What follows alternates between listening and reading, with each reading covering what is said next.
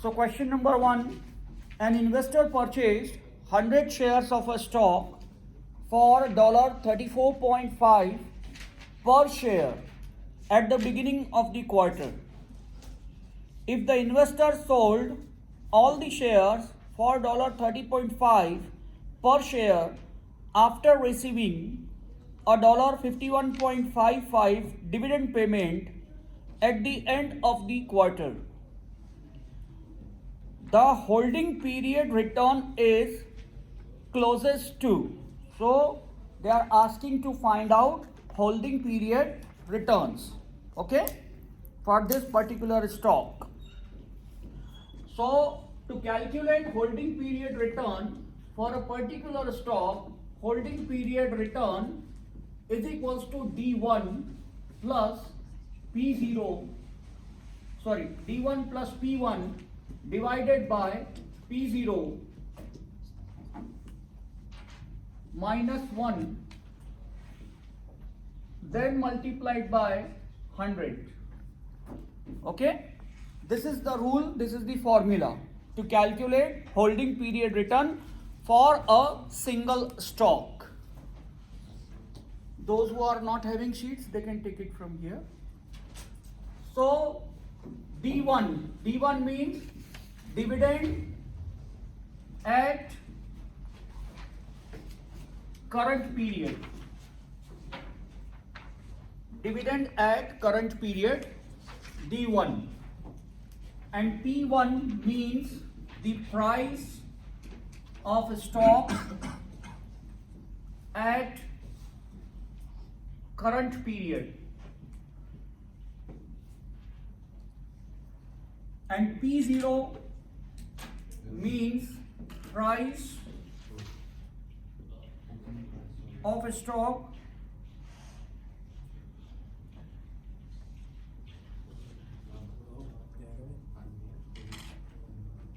at base period.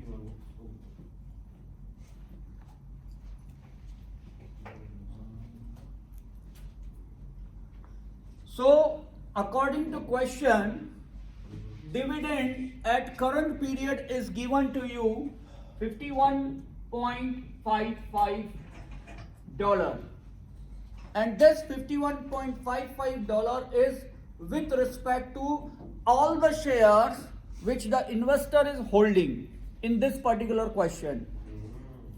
So in this question, if you read the first line, they are saying 100 shares. He purchased 100 shares of a stock. So how many shares he is having? 100. Okay. So if you want to calculate dividend for each stock, what you need to do? You need to divide it by 100. If you divide it by 100, answer will come, I think, 0.5155. Check it. Yes. Correct? Yes. Or you can multiply 100 by the amount of the stocks, or by the price. Yes. If you again multiply 100, this value will come. No, this is total dividend. 51.55 is total dividend. This is not per share. Okay? And the price of the stock at current period is given 30.5 per share. 30.5 per share. And price of a stock at base period is given 34.50 per share.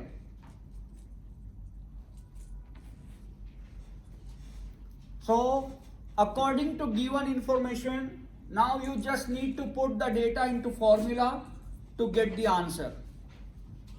So how to put? Holding period return equals to D1, dividend at current year, which is 0.5155 plus price of stock at current period is 30.50 divided by price of stock at base period is 34.50, then minus 1, finally multiplied by 100. So here you will get your answer, and your answer will be minus 10.10%. So it means if you do this transaction, if you buy the stock and sell after a quarter at this price, you will have a loss of 10.10% because it is giving you negative return during this holding period. So it is advisable to hold it for a longer period, not to sell it right now. It's clear? If you have any doubt, you can ask.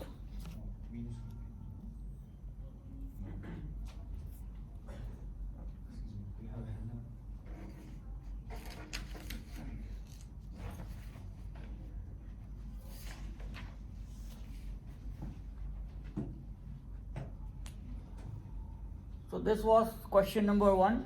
Very simple question. The logic behind formula is what? P0, 34.5. You bought something in 34.5 that generated a return in the form of dividend 0.5155, and ultimately you would be able to sell the stock at 30.5, and this price is less than your buy price. Sale price is less than your buy price, and that is why even though you got the dividend, that is not giving you any kind of benefit actually.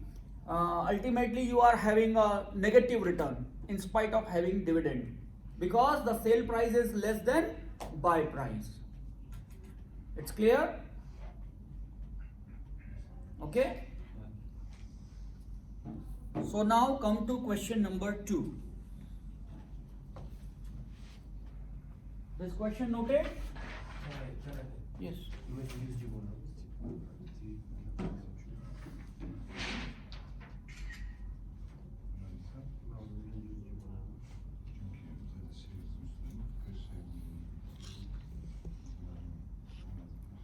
Question number 2. An analyst obtains the following annual rate of returns for a mutual fund. Year 2008, 14% return. For 2009, 10% return. And for 2010, minus 2% return. So first of all, we need to understand the question. They have given us yearly information 2008, 2009 and 2010, and the return percentage is given 14%, then minus 10, then minus 2. This is the information, and they are again asking the fund's holding period return they are asking again. But this question is different from question number 1. In question number 1, there was only one stock, and that was only a 1 quarter. The period of holding was only 1 quarter. Here, the period of holding is 3 years. Is it clear? Take this. So, we need to apply another rule to find out the returns here. And the rule is HPR, holding period return, equals to 1 plus R. Again in the bracket, next bracket, 1 plus R. Again 1 plus R. Because 3 years are there, so we will take this bracket 3 times. Okay? It goes up to n times according to number of periods given. And then minus 1. And then finally multiplied by 100 to get the answer in terms of percentage. And holding period return equals to 1 plus First year return is 22% 14% according to given question. Okay. So 0.14. 14% means 0.14. Another bracket 1 plus negative 10%. So minus 10%. I mean to say 0.10. Okay, or 0.10 you can write. Okay. Another bracket 1 plus again negative return minus 2%. So minus 0.02. And finally minus 1, and after that multiplied by 100.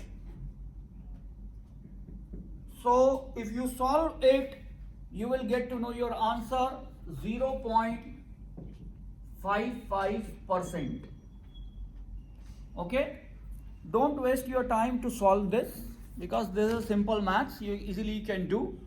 Try to understand the concept. Why we do so here? Because first year something has grown by 14%.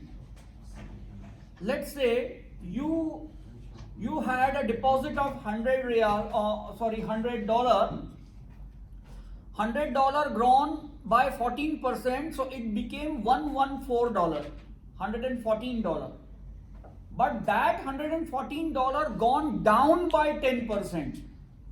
So it has gone down by $11.4 by the next year.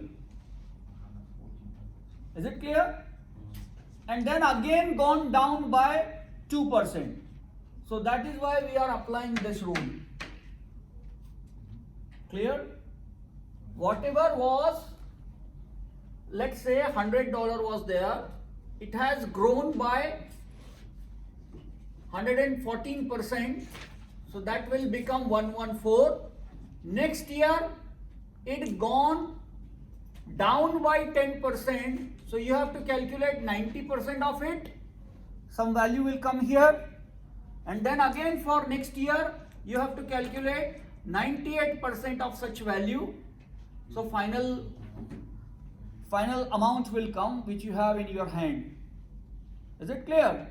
But that is not your answer. That is the final value.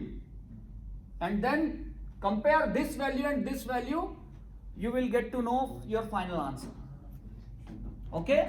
So by doing this exercise, better to use this formula. This formula has been derived from this concept. Okay? Clear to everyone? So 0.55% is the final answer for this.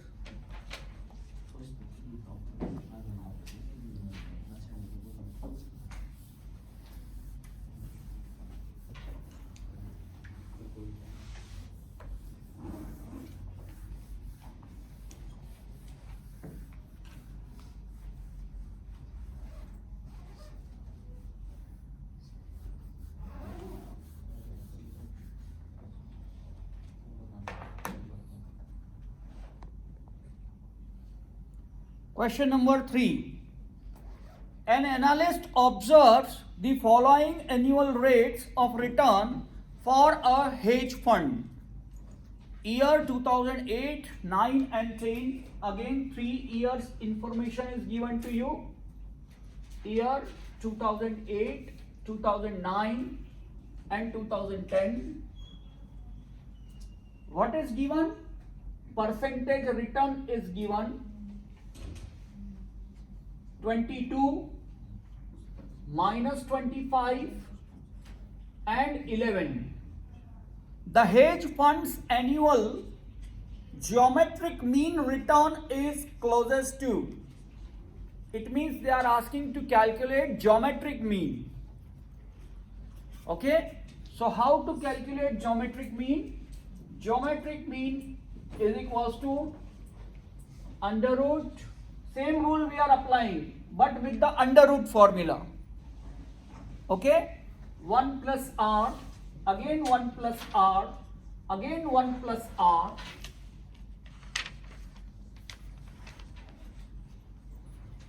And then minus 1.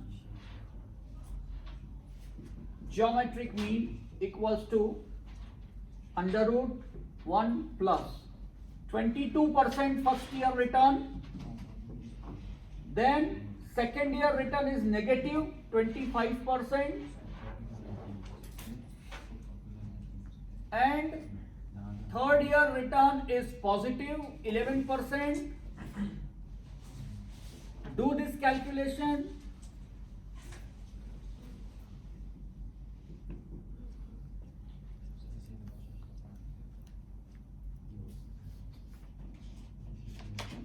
And finally you have to multiply your answer with 100 to get the percentage return,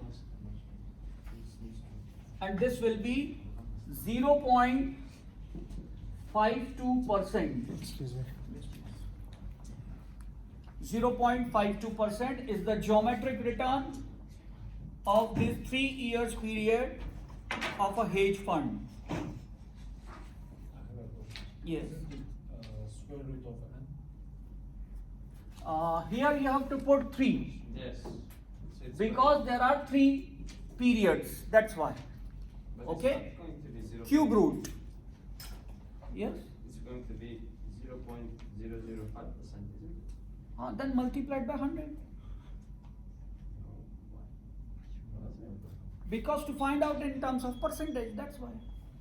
Should be really multiplied by 100. Isn't it already in percentages? Or No, not in percentage. Because you are doing -1, no, here. You are doing -1, no, that's why. Okay. So it's clear now? Yes. So whatever the number of periods are given, accordingly here under root will change.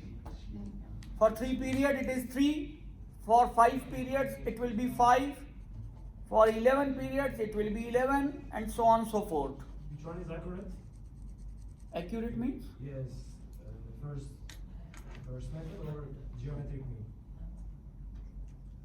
You are asking for question number 4? Question number. Yes, we are coming to that. Okay, one moment. So this question is clear? Question number 3? Yes. Okay. Now come to question number 4.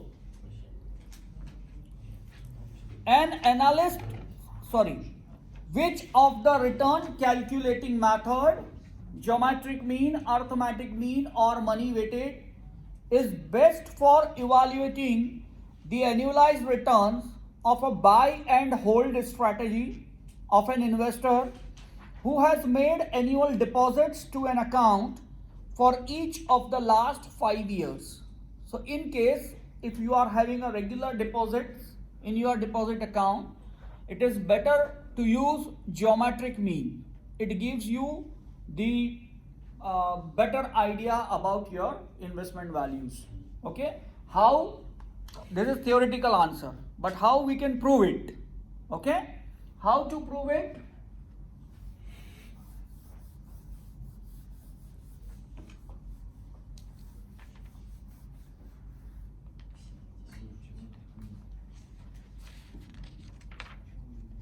Let's say there is a stock, the price of the stock at the base period was 1000 and it has grown by 10%.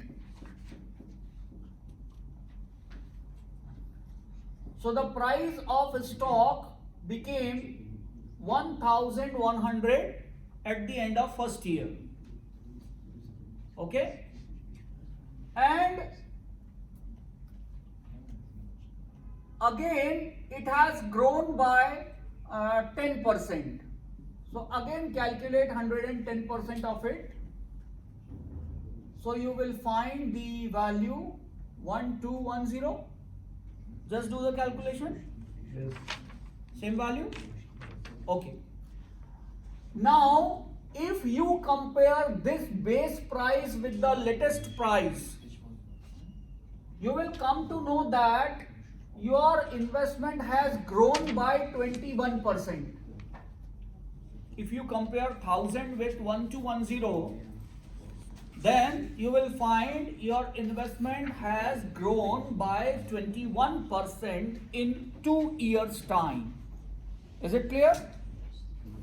1000 becomes 1210. means 21% grown. Is it clear? So if you calculate average of it, just divide it by 2, because there are 2 years, 21% return within 2 years. So divide it by 2. So you will find each year you are having a return of 10.5%. Your effective return is 10.5% according to your average. Is it clear? But if you increase the price, let's say 1,000 is increased by 110.5%. Do the calculation. I think it will come 1105. Okay? And again increase by 110.5%. What is the price coming?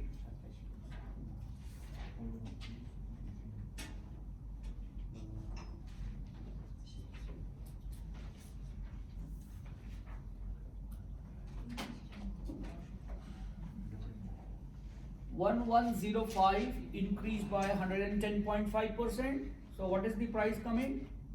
1,221. 1, 2, 2, 1. 0.25. 0.025. Yes.